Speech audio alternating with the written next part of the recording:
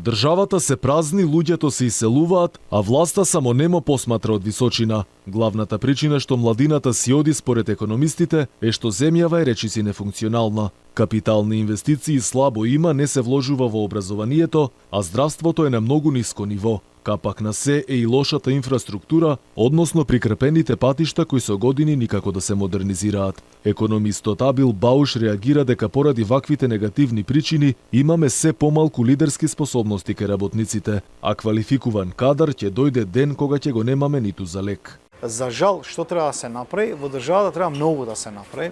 Кога викам капитални инвестиции, се прави инвестиција и во инфраструктура, зашто ние го сваќаме само како инфраструктура, но и во здравство, во образование, во конкурентски способности на пазарот. Ние немаме претприемнички дух во државата, веќе тоа ни се губи нас во државата. Економистите алармираат дека главно структурата на економијата е лоша и мора сериозно да се поработи за тоа да не биде уште полошо. Државата е таа која мора да направи стратегија пред се за да ги задржи квалитетните работници дома, а не да сме сведоци како секој ден се купува билет во еден правец. Структурата на економијата е лоша. Кога велам структурата на економијата, на оваа земја која е во развој и по статистиките некаде сме на дното, на средината и кон дното во варијабли од сите земји членки од Западен Балкан, нема доволно капацитети за храна. Значи, на краток рок, за жал, не можеме да имаме ефекти.